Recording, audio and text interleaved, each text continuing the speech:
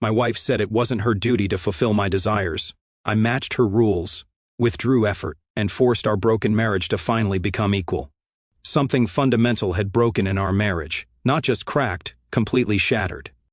She said it wasn't her duty to fulfill my desires, and in that moment, I realized she had just handed me the blueprint for how this marriage was going to work from now on. Let me back up a bit. We'd been married for 7 years, and somewhere along the way she had developed this mindset that marriage was a one-way street. I was supposed to be the provider, the emotional support, the handyman, the romantic, the everything. But when it came to her contributions, well, apparently those were optional. It started small. Date nights became too much work. Physical intimacy became when I feel like it. Even simple things like cooking dinner together or having meaningful conversations became burdens she couldn't be bothered with. Every time I brought up how disconnected we'd become, she'd deflect with excuses about being tired, stressed, or just not in the mood. The breaking point came on a Thursday evening. I'd had a particularly rough day at work, and I came home hoping for some basic human connection with my wife. Not asking for the moon here, just wanting to feel like I mattered to the person who was supposed to love me most. Instead, I found her on the couch scrolling through social media, completely indifferent to my presence. I sat down next to her and tried to start a conversation, asked about her day, shared something about mine, suggested we watch a movie together.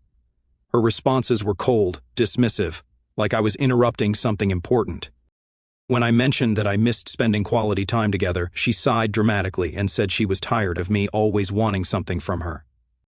That's when I made the mistake of being honest. I told her I felt like we were roommates, not spouses. I explained that I needed more emotional and physical connection in our marriage. I wasn't demanding anything unreasonable, just asking for the basic intimacy that should exist between husband and wife.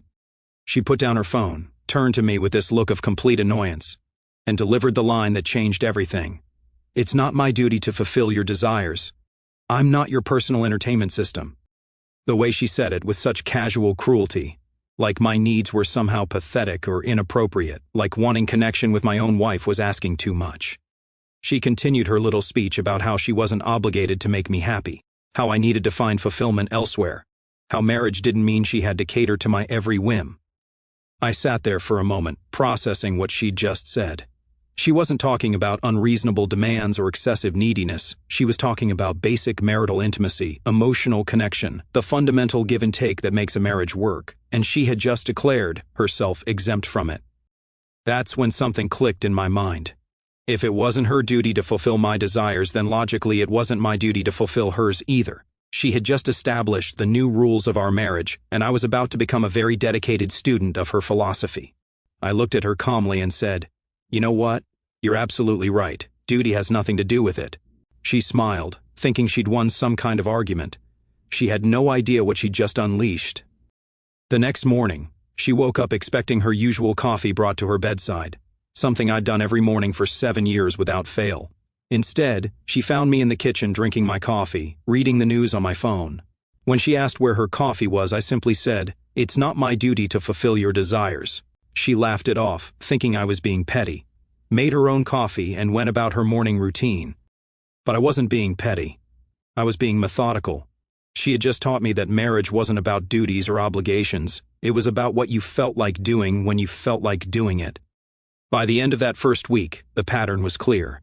No more little surprises, no more going out of my way to make her day easier, no more emotional labor that she had decided wasn't her responsibility to reciprocate. If she wanted to redefine marriage as a self-serving arrangement, then I was going to excel at playing by her rules. The beautiful thing about her philosophy was its simplicity. Why should I do things I didn't feel like doing? Why should I prioritize her comfort when she'd made it clear that my comfort wasn't her concern? She'd given me permission to be exactly as invested in her happiness as she was in mine.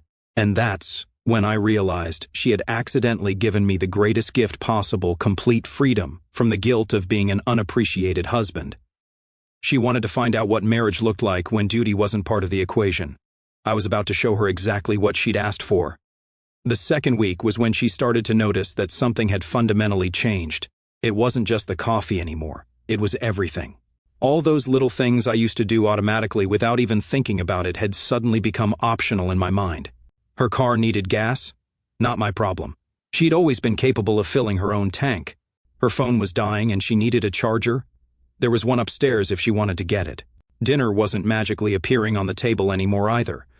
I'd make exactly what I wanted to eat when I wanted to eat it.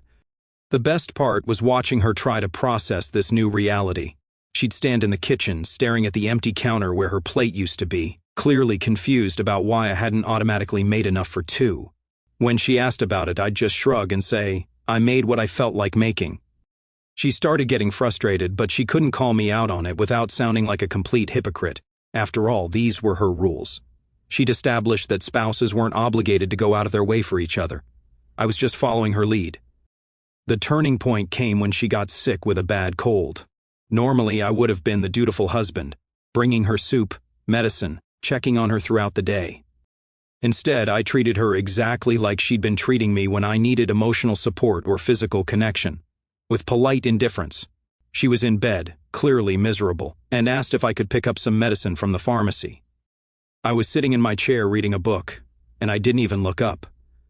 I'm not really in the mood to go out right now, I said, using the same tone she'd used on me countless times. Maybe later if I feel like it.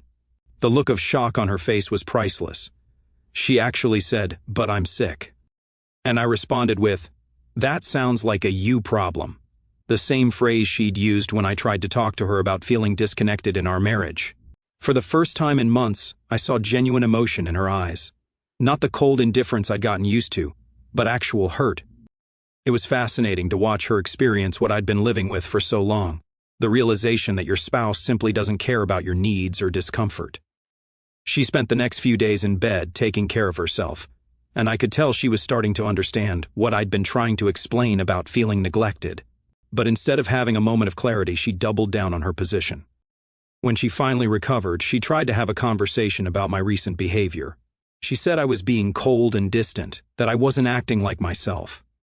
I almost laughed at the irony. She was describing exactly how she'd been treating me for months, but now that she was on the receiving end, suddenly it was a problem. I explained very calmly that I was simply adopting her philosophy about marriage. If it wasn't her duty to fulfill my desires, then it certainly wasn't my duty to fulfill hers. She tried to argue that what I was doing was different, that I was being deliberately mean, but I pointed out that I was doing exactly what she'd been doing, just more efficiently. The difference was that I wasn't pretending to be tired or stressed or overwhelmed. I was just being honest about my priorities, and apparently making her life easier wasn't currently one of them. She didn't like this explanation. She wanted me to go back to being the accommodating husband who did things for her out of love, while she maintained her position that she didn't owe me the same consideration. The hypocrisy was stunning, but I wasn't surprised. People who take advantage of others rarely recognize when the tables are turned. This was when she started trying to negotiate. She'd offer to do small things for me if I'd go back to my old patterns. But these weren't genuine gestures of love or partnership. They were calculated trades designed to get me back to serving her without actually changing her fundamental attitude about marriage. I declined these offers politely but firmly. I told her that I wasn't interested in a transactional relationship where kindness was something we bartered for. If she wanted to do nice things for me, she was welcome to do them freely, the same way I used to do things for her. But I wasn't going to be manipulated into resuming my old role as the only one invested in making this marriage work. The house became very quiet during this period. We coexisted like polite strangers, each taking care of our own needs, neither going out of our way for the other. It was exactly what she'd asked for when she said marriage wasn't about duty or obligation, but I could see her starting to crack. She'd gotten so used to having a husband who anticipated her needs, who made her life smoother and more comfortable without being asked. Now that those benefits were gone, she was beginning to understand what she'd actually lost when she decided that being a considerate spouse was optional. The funny thing was, I felt more peace than I'd experienced in months. No more wondering if I was doing enough, no more feeling guilty for wanting basic partnership from my wife. She'd freed me from all of that when she established that we were only responsible for ourselves. She just hadn't realized she was freeing me from being responsible for her happiness too. The real test came 3 weeks later when her birthday arrived. This was going to be interesting. For years, I'd gone all out for her birthday, planning surprise dinners, buying thoughtful gifts, making sure she felt special and celebrated. It was one of those things I genuinely enjoyed doing because I loved seeing her happy. But now, operating under her new philosophy, I had to ask myself, did I feel like celebrating her birthday? Did I feel obligated to make her day special when she'd made it clear that making my days better wasn't her responsibility? The answer was surprisingly clear. No, I didn't feel like it. She woke up that morning with obvious expectations. She lingered in bed longer than usual, clearly waiting for me to appear with coffee and maybe a gift or flowers. Instead, I got up, made my own coffee, and headed to the bathroom for my morning routine. When I came back, she was sitting up in bed looking confused. "So," she said, trying to sound casual. "What's the plan for today?" I looked at her blankly. "What do you mean?" "It's my birthday." "All right, happy birthday," I said, it the same way you'd say, "Nice weather today," and went to get dressed for work. The silence in the room was deafening. She watched me put on my shirt, clearly processing the fact that I hadn't made any special preparations. No gifts sitting on the dresser, no mention of dinner reservations. No excitement about celebrating her. "That's it?" she finally asked. I turned to face her, and I could see the wheels turning in her head. She was starting to understand what was happening, but she couldn't quite believe it. "What were you expecting?" I asked, genuinely curious about her logic. "I don't know, maybe something. It's my birthday." She stared at me like I was speaking a foreign language. "Birthdays are supposed to be special. You're supposed to make them special." This was the moment I'd been waiting for, the perfect opportunity to show her exactly what her philosophy looked like in practice. "Says who?" I asked, sitting on the edge of the bed. "I mean, according to you, it's not my duty to fulfill your desires, and right now I don't desire to make a big deal out of your birthday. I'm just not in a mood for it." The color drained from her face. She finally understood what I was doing, but understanding it and being able to argue against it were two different things. "That's completely different," she said. But her voice lacked conviction. "How?" Because it's my birthday. It's special. So were the nights when I wanted to connect with my wife. Those were special to me. But you didn't feel obligated to make them special for me." She tried a different approach. "Birthdays are different. Everyone celebrates birthdays." "Not everyone. Some people don't feel like celebrating. Some people think the whole thing is arbitrary and meaningless. Some people are just too tired or stressed to put in the effort." I was using all her greatest hits, throwing her own words back at her with surgical precision. She recognized every excuse, every deflection she'd used to avoid putting effort into our marriage. "You're being cruel," she said, and for the first time I heard real hurt in her voice. "No," I replied calmly. "I'm being consistent. You taught me that marriage isn't about doing things you don't feel like doing right now. I don't feel like celebrating your birthday. Maybe I'll feel different later. Maybe I won't. But I'm not going to force myself to do something just because you expect it." She got out of bed and started pacing around the room, clearly agitated. "This is ridiculous. You're punishing me." "I'm not punishing you. I'm applying your own philosophy to your own life. You can't have it both ways. You can't declare that spouses don't owe each other consideration, and then get upset when you don't receive consideration." The argument that followed was intense, but I remained calm throughout. She threw every manipulation tactic she could think of, but I had an answer for all of them, because they were all things she'd said to me before. She said I was being selfish. I reminded her that she'd told me I needed to find fulfillment elsewhere, instead of expecting her to provide it. She said I was destroying our marriage. I pointed out that she'd already established that marriage wasn't about mutual obligation. She said I was acting like a child. I mentioned that she'd acted like taking care of my emotional needs was beneath her. By the end of the conversation, she was crying frustrated tears, and I felt absolutely nothing. Not satisfaction, not guilt, not anger. Just a cold, clear understanding that she was experiencing exactly what I'd been living with for months. That evening, she tried one more approach. She got dressed up, put on makeup, and suggested we go out to dinner. "Just because," she said, trying to sound casual. "I'm not really in the mood," I said, settling into my chair with a book. "But I made a reservation. You can still go or cancel it. Whatever you feel like doing." She stood there for a long moment, dressed up with nowhere to go, finally understanding what it felt like to have your efforts dismissed with such casual indifference. The next morning, she was different, quieter, more thoughtful. She was starting to realize that her philosophy had consequences she hadn't considered. When you teach someone that consideration is optional, you can't be surprised when they stop considering you. She wasn't ready to admit she'd been wrong. Not yet. She was still convinced that what I was doing was somehow different from what she'd been doing, The cognitive dissonance was fascinating to watch. 2 days after her birthday disaster, she changed tactics completely. Gone was the cold indifference and the philosophical arguments about duty. Instead, she tried to weaponize emotion. She started crying at random moments, sighing dramatically whenever I was in the room, and giving me these wounded looks, like I was the villain in some tragic romance novel. The performance was impressive. I'll give her that. She'd catch me reading or watching TV and just stand there looking forlorn, waiting for me to ask what was wrong. When I didn't take the bait, she'd escalate. Tears would start flowing, followed by those little hiccuping sobs that were supposed to trigger my protective instincts. "I don't understand what happened to us," she said one evening, appearing in the doorway of the living room with perfectly timed tears streaming down her face. "We used to be so happy." I looked up from my book and studied her for a moment. "Did we? I remember you being happy. I remember me trying to make you happy, but I don't remember us being happy together." She didn't like that response. She was expecting guilt, concern, maybe an immediate rush to comfort her. Instead, she got clinical analysis. "You've changed," she said, switching to a different emotional frequency. "You're not the man I married." "You're right," I agreed. "The man you married was stupid enough to think that love meant doing everything for someone who wouldn't do anything in return. I've learned better." When the tears didn't work, she brought in reinforcements. Her sister called me at work, lecturing me about how I was treating my wife. Her mother showed up at the house, demanding to know why I was being so cruel to her daughter. Even our neighbor, who'd apparently been recruited for this intervention, made comments about how marriages require compromise and understanding. The funny part was listening to them explain marriage to me like I was some kind of amateur. They talked about love and partnership and putting your spouse first, completely oblivious to the irony.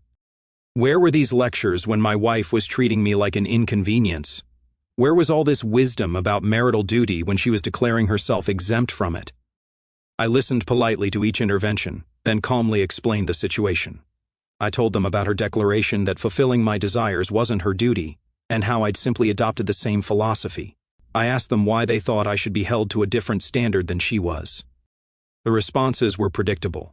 Her sister said that was different but couldn't explain how. Her mother claimed I was being deliberately difficult while completely ignoring her daughter's months of deliberate indifference.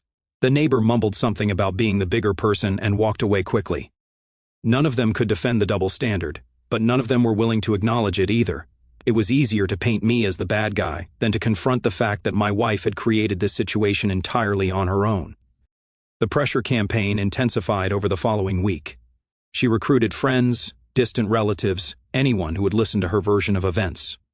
According to her narrative, I'd suddenly become cold and unloving for no reason. She conveniently left out the part where she'd spent months treating me exactly the same way. But I wasn't bothered by the social pressure. If anything, it was validating. The fact that she needed an army of people to try to guilt me back into my old role just proved how unsustainable that role had been. A healthy relationship doesn't require outside intervention to function. The breaking point came when she tried to use our shared finances as leverage. She informed me that she'd made a large purchase without consulting me, something she'd never done before. When I asked about it, she shrugged and said she didn't feel obligated to discuss her spending decisions with me. I looked at her with genuine admiration. "That's brilliant," I said. "You're absolutely right. Financial decisions should be individual choices. I'm glad we're on the same page about this." Her smugness lasted exactly until the next day, when she discovered I'd moved my paycheck to a separate account. When she confronted me about it, I used her exact words back to her. I didn't feel obligated to discuss my financial decisions with her. She was furious, but she couldn't argue the logic. She'd established the precedent, and I was following it. The difference was that my paycheck was significantly larger than her discretionary spending money. "You can't do this," she said, panic creeping into her voice. "Why not? It's my money from my job. According to you, I'm not obligated to share it just because we're married. That's different. We have bills to pay. Responsibilities." "We do. And I'll pay my half of the bills just like a responsible roommate would. But all those extra things you've gotten used to, the comfortable lifestyle that comes from having a partner who shares everything freely, that was a gift, not an obligation. And I don't feel like giving gifts anymore." For the first time since this whole thing started, I saw real fear in her eyes. She was starting to understand that her philosophy had consequences beyond just emotional disconnection. When you treat marriage like a business arrangement instead of a partnership, you get business-level commitment, not partner-level generosity. That night, she tried a different approach. She attempted to seduce me, something she hadn't done in months. It was clumsy and obviously calculated, but I appreciated the effort. When she finished her little performance, I thanked her politely and went to sleep. "That's it?" she asked, clearly shocked. "I'm not really in the mood," I said, using her favorite phrase. "Maybe another time if I feel like it." She stared at me in the darkness, finally understanding that every weapon she'd used against me could be used against her. The difference was that I was better at it than she was. The financial reality hit her harder than I expected. Within a week of moving my income to a separate account, she was doing math she never had to do before, calculating her actual contribution to household expenses, figuring out what she could afford on her own, realizing how much of her comfortable lifestyle had been subsidized by my generosity. She tried to frame it as me being financially abusive, but that argument fell apart quickly when I showed her the spreadsheet I'd created. Everything split 50-50, fair and equal. She was responsible for her half of the mortgage, utilities, groceries, and insurance. I was responsible for mine. Pure equality, exactly what she'd been advocating for when she declared marriage wasn't about obligation. "This isn't how marriage works," she said, staring at the numbers. "According to you, this is exactly how marriage works. Two independent people sharing space and expenses, each responsible for their own happiness and financial security." The panic in her voice was evident. "But what about emergencies? What if something happens?" "Then you'll handle it the same way any independent adult would, just like you expected me to handle my emotional emergencies on my own." She realized she was trapped by her own logic. Every argument she made for why I should help her financially was an argument for why spouses should help each other in general, but she couldn't make that argument without admitting that she'd been wrong about everything else. This was when she played her final card. She threatened divorce. She delivered it with all the drama she could muster, standing in the living room like she was on a stage. "If this is how you want to live, maybe we should just get divorced. Maybe this marriage is over." I looked up from my laptop where I was paying my half of the bills online. "Okay," I said simply. The word hung in the air like a bomb. She'd expected shock, panic, desperate pleas for her to reconsider. Instead, she got the same casual indifference she'd been giving me for months. "Okay?" she repeated, clearly confused. "Yes, okay. If you want a divorce, get a divorce. You're an independent adult capable of making your own decisions. You don't need my permission." "But don't you care?" "About what? You threatening to leave? You've already left emotionally. You checked out of this marriage months ago when you decided that being a considerate wife was beneath you. The only difference between divorce and what we have now is paperwork." She stood there completely deflated. Her nuclear option had been met with a shrug. The threat that was supposed to bring me crawling back had instead been accepted without resistance. "I don't understand you anymore," she said, and for the first time, she sounded genuinely confused rather than manipulative. "You understand me perfectly. I'm doing exactly what you taught me to do. I'm prioritizing my own comfort and happiness over yours. I'm treating our relationship as a casual arrangement rather than a deep partnership. I'm being indifferent to your needs and dismissive of your desires. Sound familiar?" She tried to argue that it was different when she did it, but the words came out weak and unconvincing. How could she explain why her indifference was justified but mine was cruel? That night, she attempted one last manipulation. She packed a bag and announced she was going to stay at her sister's house for a few days to think about things. It was clearly designed to make me panic and beg her to stay. Instead, I helped her carry the bag to her car. "Have a good time," I said, genuinely meaning it.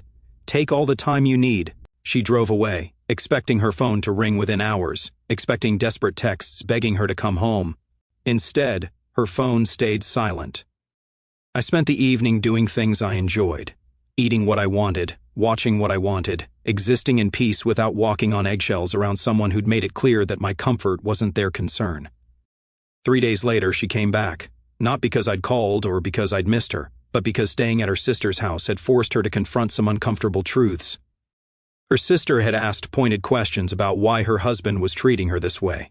When she explained the situation, her sister had been less sympathetic than expected. "So he's treating you exactly how you treated him?" her sister had asked. "It's different," she'd insisted. "How?" She couldn't answer that question, not to her sister, not to herself, and definitely not to me. When she walked back through our front door with her tail between her legs, I was reading in my chair. I looked up, nodded politely, and went back to my book. No drama, no big conversation, no emotional reunion. Just acknowledgement that she'd returned to the space we shared. "We need to talk," she said. "About what?" "About us. About this situation." I closed my horny book and looked at her directly. She looked smaller somehow, like the fight had gone out of her. The confidence and entitlement that had characterized her behavior for months was gone, replaced by uncertainty. "I'm listening," I said. She sat down across from me, and for the first time in a long time, I saw the woman I'd married instead of the stranger she'd become. But I didn't let that soften my resolve. Pretty words wouldn't fix what she'd broken. Only actions could do that. "I think I understand now," she said quietly. "What you've been trying to show me." "And what's that?" "That marriage has to go both ways.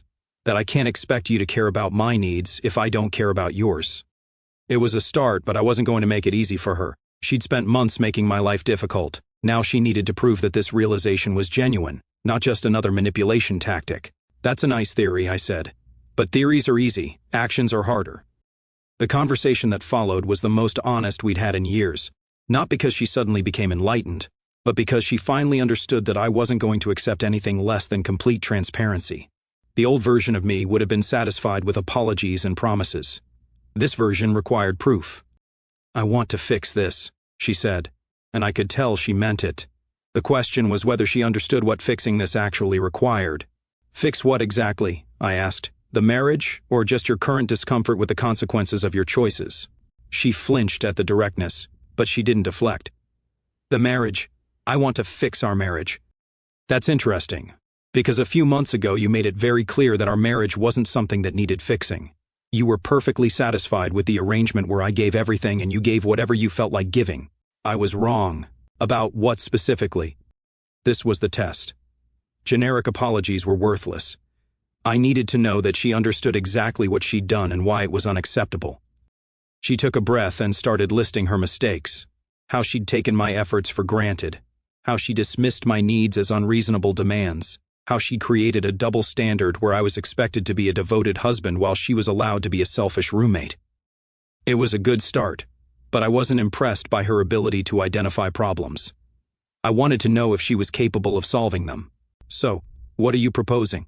"That we go back to how things were before." Wrong answer. "Before when?"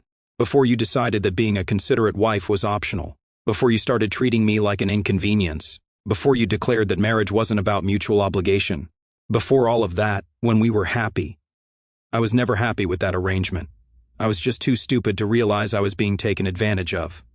"You want to go back to that because it worked perfectly for you. But it was killing me slowly, and I'm not interested in dying for your comfort anymore." She looked genuinely surprised.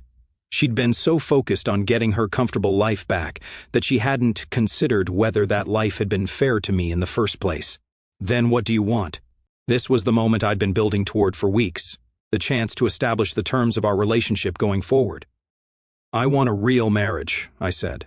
"Not the one-sided arrangement you preferred, and not the cold coexistence we have now. I want a partnership where both people are invested in each other's happiness, where both people make sacrifices and both people receive benefits, where nobody gets to declare themselves exempt from consideration." "I can do that," she said quickly. "Can you?" "Because it means giving up the position of privilege you've enjoyed. It means your needs don't automatically take priority over mine. It means you don't get to be tired, stressed, or overwhelmed whenever I need something, while expecting me to be available whenever you need something." She nodded, but I could see her processing what this actually meant. She'd gotten used to being the center of our relationship, with me orbiting around her needs and moods. Real partnership would require her to consider my orbit too. "How do we start?" she asked. "We don't start," I said. "You start. You created this mess with your selfishness, and you fix it with your actions. I'm not going to meet you halfway and pretend we're both equally responsible for this situation." Over the following weeks, she tried to prove that her change of heart was genuine. She made coffee for both of us in the morning.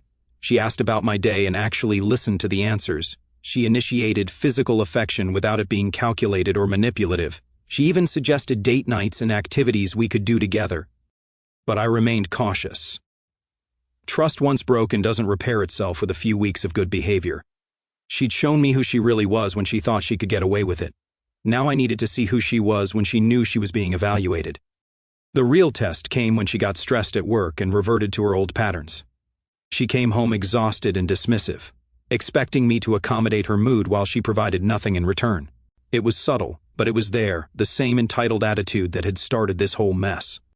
I didn't argue or lecture, I simply adjusted my behavior to match hers. If she was too tired to be considerate, then I was too tired to be considerate.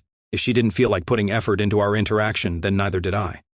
Within 2 days, she caught herself and corrected course.